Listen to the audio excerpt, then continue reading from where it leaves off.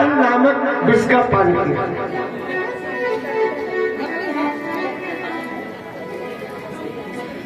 हलाहल नामक विष का पान किया। देवता लोग लौट करके वापस आए, फिर से समुद्र का मंथन करने लगे। अब जैसे ही समुद्र का मंथन क्या किया, सो मेरे भाई बहन, इसके बीच में से एक सुंदर कल्प वृक्ष निकला, देवताओं के लिए दे दिया। स्वर्ग में देवता राजा इंद्र ने अपने बगीचे के बीच में लगवा लिया। फिर से मंथन किया। सो मंथन करते करते इसके बीच में से ऐरावत नाम का हाथी निकला, वो भी इंद्र को दे दिया। पद्मराज नाम की मणि निकली, भगवान श्याम सुंदर ने अपने पास में रखी। उच्चई सभा नाम का घोड़ा निकला, जिसके 5 मुखारबिंद थे, वो घोड़ा दैत्यों को प्रदान कर दिया। बारुणी नाम की मदिरा निकली, दैत्यों के लिए दे दी गई। महाराज शंख निकला, भगवान ने ले लिया। धनुष निकला, इंद्र को दे दिया। चंद्रमा निकला, इंद्र को दे दिया। अंत के बीच में कामधेनु नाम की गैया निकली, ऋषियों को दे दी। और अंत में महाराज धनवंतरी जी महाराज अमृत का कलश लेकर के देवता दैत्यों के बीच में धनवंतरी भगवान प्रकट हो गए। बोलिए धनवंतरी भगवान जय हो। 14 रत्न निकले मेरे भाई बहन। कौन कौन से? श्री मणि रंभा वारुणी अजियमीय शंख गजराज कल्पद्रुम शशिधेनु धन धनवंतरी विश्वास। श्रीमणि रंभा वारुणी लक्ष्मी जी ने लक्ष्मी नारायण को दी गई। अब नारायण लक्ष्मी जी के रूप लावण्य को देख करके सारे लोग कहने लगे, बोले महाराज पहले जो आपने हमें दिया उसे चाहे वापस ले लो, लेकिन ये देवी को हमको दे दो। भगवान ने कहा भैया देखो सुनो, आप लोग तो इतने सारे हो और लक्ष्मी केवल अकेली है। अब एक कोई तो चुनेगी, सभी की इच्छा हो रही है। देवता भी कह रहे हैं हमको चाहिए, दैत्य कह रहे हैं हमको चाहिए, ऋषि मुनि भी कह रहे हैं हमको चाहिए। किन किन को दी जाए? लक्ष्मी तो एक ही तो है। भगवान ने कहा कि सुनो, ऐसा करो, इस देवी के हाथ में एक वरमाला दे दे। उस वरमाला को ये देवी जिसके गले में पहना देगी ना, उसी के साथ में इसका विवाह कर देगी। देवताओं की कतार लग गई, दैत्यों की लग गई। इंद्र के पास में गई, नहीं पहनी। बलि के पास में गई, नहीं पहनी। गुरु द्रोणाचार्य, गुरु बृहस्पति जी महाराज, शुक्राचार्य जी जो दैत्यों के गुरु हैं,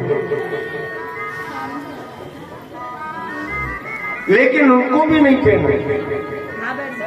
विचार किया बृहस्पति जी को पहनाऊं, लेकिन इसकी 85 वर्ष की सी आयु, इनके साथ में मेरी जोड़ी नहीं बने। ऋषियों की कतार में घूम रही हैं। नारद जी महाराज वीणा बजाते बजाते बैठे हुए, और बीड़ा बजाते बजाते देवऋषि नारद जी महाराज धुन निकाल रहे। आपको पता है कौन सी धुन निकाल रहे? इतने कोई आ जा, बीड़ा के बीच में सुर निकाल रहे। देवी इधर ही आ जा। विचार किया नारद जी को अपना स्वामी बना लो, लेकिन नारद जी को स्वामी कैसे बना सकते हो? इनके लिए तो राजा दक्ष प्रजापति का श्राप है। 2.25 घड़ी से ज्यादा एक स्थान में नहीं रुकेंगे। अब जो पति देव अपनी धर्म पत्नी के पास में 2.25 घड़ी से ज्यादा नहीं रुके, वो पति किस काम का?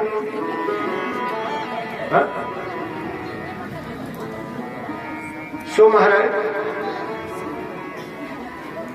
आगे बढ़ गए।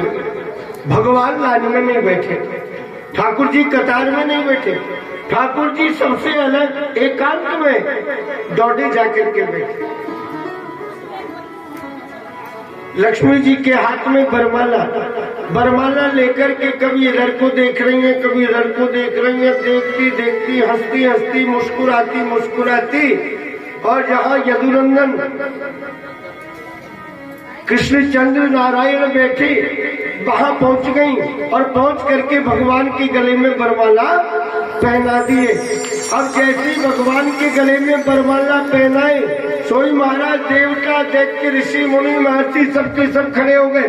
बोले महाराज हम ऐसे नहीं मानेंगे, ऐसे हम मानने वाले नहीं है। बोले क्यों?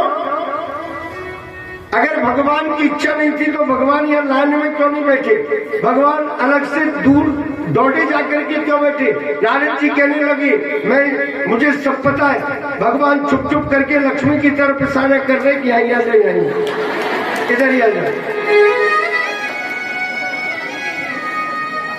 सब मालूम है मुझे। ठाकुर जी ने विचार किया कि ये लोग तो आपस में विवाद करेंगे, तो भगवान ने बक्षस्थल स्थल में माता लक्ष्मी को स्थान दे दिया। सो लक्ष्मी जी महारानी अंतर्ध्यान हो गई। बोलिए लक्ष्मी नारायण भगवान जय हो। अंतर्ध्यान हो गई। देवता दित्य कहने लगे, बोले महाराज ऐसे हम मानने वाले नहीं है। बोले क्यों भैया क्यों?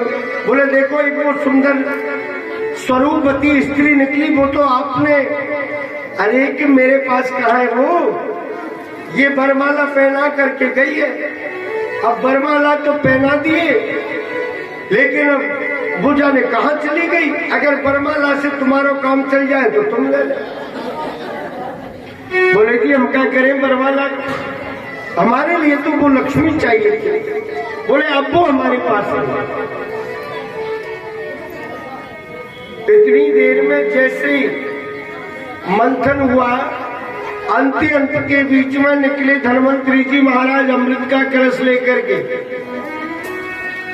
दैत्यों को पता लगा राजा बलि धन्वंतरी जी के हाथ से अमृत कलश छीन करके भाग गए।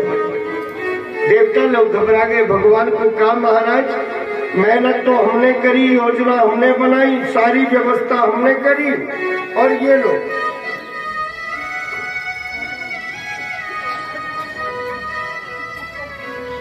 क्या मतलब हुआ? दैत्य ले गए। भगवान ने कहा जी मानुषी भयभीत मत होइए, चिंता मत कीजिए, निश्चिंत रहिए। मैं अभी जाता हूं और अमृत का कलश लेकर के आ। भगवान चले गए। ठाकुर जी ने मोहिनी का रूप धारण कर लिया। मोहिनी किसे कहते हैं? मोहिनी, जो अपनी ओर दूसरों को आकर्षित कर ले, मोहित कर ले, उसी का नाम मोहिनी अवतार धारण कर लिया। सामने से मोहिनी भगवान जा रहे, उधर से राजा बलि अमृत का कलश लेकर के। बंधुओं,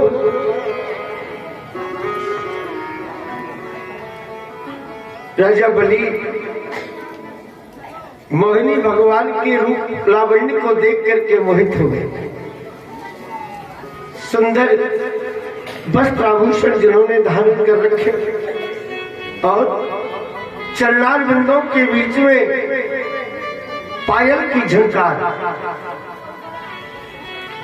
छम छम छम छम छम की आवाज करती करती जा रही है। बलि देख करके मोहित हो गए। देवी, हे शुभगे, तुम कौन हो? इस निर्जन वन के बीच में कहां से आ रही हो, कहां को जा रही हो?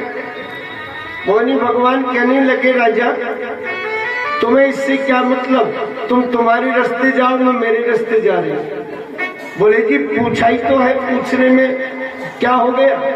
बोले जी मैं तुम जैसे लोगों पर विश्वास नहीं करती। बोले क्यों, क्या कर दिया हम लोगों ने? बोले क्या कर दिया? अरे जो अपने भैयाओं का नहीं हुआ वो हमारा क्या होगा? हम तो गैर में चलने वाले लोग हैं। जब बलि ने विचार किया कि मैं तो इधर से आ रहा हूं और ये देवी इधर से आ रही है, लेकिन इसको इस बात का पता कैसे लगा कि मैं अमृत छीन करके लाया? तो कहते हैं मेरे भाई बहन, मनुष्य के अंदर कितनी भी मनुष्य की कितनी भी स्वच्छ छवि हो, कितने भी गुण हो, लेकिन जो गुणवान मनुष्य होता है ना, उसकी सुगंध भी धीरे धीरे धीरे धीरे फैलती है। और जिस व्यक्ति के अंदर दुर्गंध हो ना, कोई खोट हो, कोई कलंक लग गया हो, उसकी दुर्गंध बिगर फैलाए भी फैल जाती है।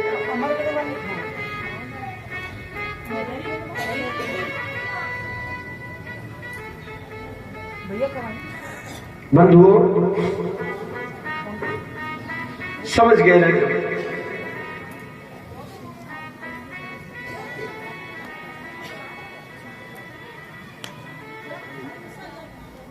भाई के संग में दगा करे वो भाई नहीं, कसाई है। कसाई है, कुछ और कसाई है।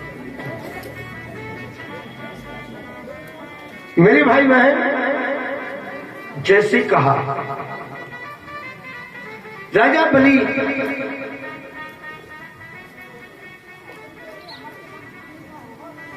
शर्मिंदगी महसूस करने लगे।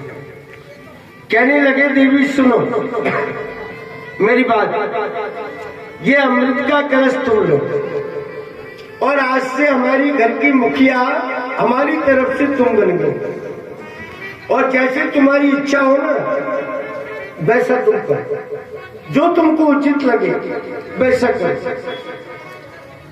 ये अमृत तुम्हारा, तुम्हारे पास रखो और जैसे तुम चाहो वैसे प्रयत्न करो। तो पहले तो भगवान ठोस करने लगे राजा बलि को। बोले जी ना, मैं तुम्हारी बातों में आने वाली नहीं हूँ, तुम्हारा क्या विश्वास? अभी तो कलश मुझे दे दो, थोड़ी देर बाद में वापस छीन लो। पहले ही भगवान ठोस करने लगे। बोले नहीं, वापस नहीं लेंगे आपसे, आपको प्रेम पूर्वक और ये कलश आप लो। भगवान ने कहा जी ठीक है, लाओ। अमृत का कलश अपने हाथ में ले लिया और अमृत का कलश लेकर के जैसे ही बढ़ने के लिए लगे, देवता लोग दीर्घ दृष्टि करके देखे कि भगवान ने अपने हाथ में अमृत को ले लिया, अपने हाथ में ले लिया ठाकुर जी ने अमृत। प्रसन्न हो गए, भगवान आ गए। बोले जी एक तरफ तो देवताओं की कतार लगा लो, एक तरफ देवताओं की कतार लगा लो, आपस में कतार लगा लो और कतार लगा करके बैठ जाओ। भगवान अपने हाथ में अमृत का कलश लेकर के और कहने के लिए लगे चिंता मत कीजिए, और प्रभाव जमाने के लिए क्या किया ठाकुर जी ने?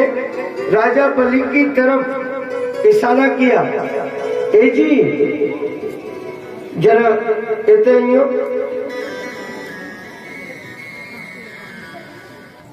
राजा बलि सोचे ए जी कह रही है, और ए जी कह रही है तो फिर धोखा थोड़ी ना करेंगे।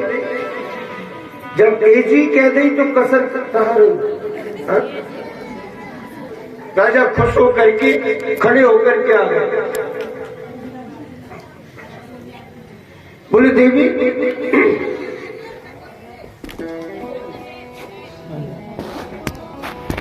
क्या बात है, बताओ। बोले ऐसे नहीं, जरा गुप्त बात है, जरा आपका कान करो, कान में करूंगा। तो राजा बलि ने कान कर लिया, दो चार दैत्य